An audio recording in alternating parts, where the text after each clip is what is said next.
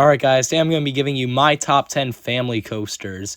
Now, before we start, I gotta mention that Flying Turns and Revenge of the Mummy at Universal Studios Florida will not be on here because, yes, I've written them. Yes, they are in the top 10 technically, but I barely have any memory of these two. I will get back on Mummy at some point in the next month though. So, yeah, that'll be hype. But without further ado, let's get into this list. So starting off at number 10, we have Reptilian at King's Dominion. This is a mock bobsled, a lot better than the Intamin design, which, Alpine Bobsleds was so close to making it on the list, but after weighing in an hour, shut down and I didn't get on it. So here we are with Reptilian, better design with the slotted trough, and overall it's still a really fun ride. You get some good swaying on it. Not really a whole lot else to it. The trains are really cool. I love the restraints on it. So yeah, overall, not particularly special, but definitely a fun ride, especially if you're just starting. Number 9 is Phoenix at Dino's Wonder Wheel Park. This is one of the two new gen Vekoma family inverts I've been on. It's definitely better than Dragon Flyer. It's got a lot more complete layout. It's got all sorts of good elements. It's got actual airtime, I feel like. Good positive Gs. I feel like it just improves everything Dragon Flyer did. More compact space. And it's a custom layout, which also helps. I love the trains. The new gen Vekoma trains are possibly my favorite that aren't buzz bars. They're really comfortable. So yeah, overall, not much to complain about with Phoenix. It's not the most extreme thing on the planet. Number 8 is Wooden Warrior. This is another one I haven't been on in a minute, but it was 2017, so it's not like I was a child like I was 8, but I wasn't 5 when I rode this. So I have an okay memory of it, but I remember it being fun. Some good airtime pops here and there, pretty smooth, great Timberliner trains. Definitely the weaker of the two Gravity Group family coasters I've been on, but we'll get to the other one later. So overall, Wooden Warrior's fun, but it's not really a showstopper for me. Now, number 7 and 6, I might have some personal bias to. Number 7 is Bobsleds at Seabreeze. I know the ins and outs of this thing, to a T. I just know everything about this ride. How to ride it, the history. I can appreciate this ride a lot more, given that it's at my home park and I ride it, almost 100 times a year. It delivers some great laterals, has some really bizarre airtime pops that I just love, and it's such a charming ride too. I mean, it was technically the first ever hybrid conversion.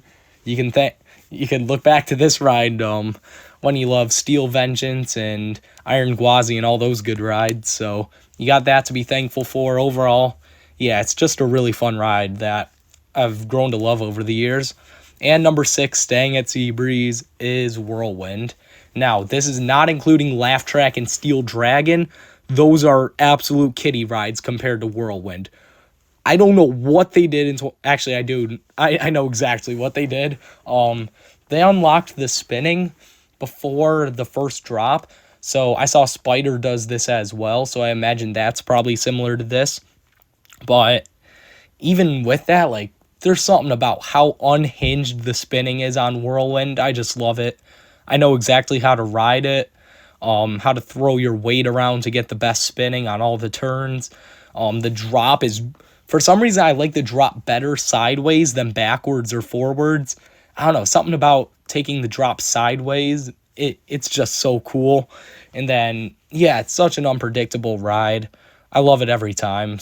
It's definitely a must when you go to Seabreeze, and yeah, overall, really good family coaster, intense too. Number 5 is going to be Fire Chaser Express at Dollywood. This is one of 2 from Dollywood to make it here, and yeah, it's a complete package, really is. You've got a backwards section. That backwards airtime hill after the launch is my favorite part of the ride. I love some good backwards airtime, and you get it right there. Not a whole lot of airtime throughout the layout, but that's okay because you've got some fantastic theming, especially in that shed before the backwards launch. That's a really cool spot. You've also got just a really long ride, great great theming, like I said before, especially in the queue as well. And yeah, it looks nice. It's just a full package for a family coaster. But there are 4 more I definitely like more. One of those being number 4, Runaway Mine Train at Six Flags Great Adventure. Let me introduce you to the most absurd, stupid moment on any coaster, and that is the ejector death hill at the end of the ride on this thing. The rest of it is honestly kind of dumb. Doesn't really do a whole lot. Just meanders, kind of hurts. Not even close to making the list if it weren't for this ejector death hill. If you're sitting towards the front and you have some room, this is honestly on par with like a good RMC ejector moment. Like, it could hang with some of those moments on like Steel Vengeance, if I'm being honest. It really is extremely violent. That thing should not be on any family coaster of any kind.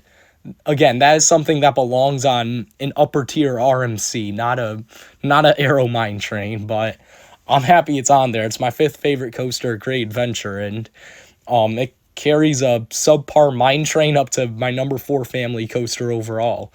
So you gotta love that. Plus, it's a pretty scenic ride, which is cool too. So yeah, do not sleep on Runaway Mine Train. Now we're in the top 3, and between 3 and 2, it was really tough, but I went with number 3, Big Bear Mountain at Dollywood.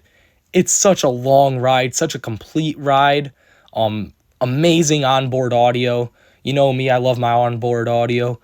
3 launches, they're all solid. Again, the amazing Vekoma trains, solid theming. It's really a complete package, possibly the smoothest coaster I've ever been on. Like, there's really not much to hate on, except it's not all that intense, whereas number 2, Verbolten at Busch Gardens Williamsburg definitely is. The indoor section on that ride is really intense, really. Definitely pull some great positives throughout there. Only a couple airtime moments on the ride, but that's okay. You've got that whole indoor section that's phenomenal.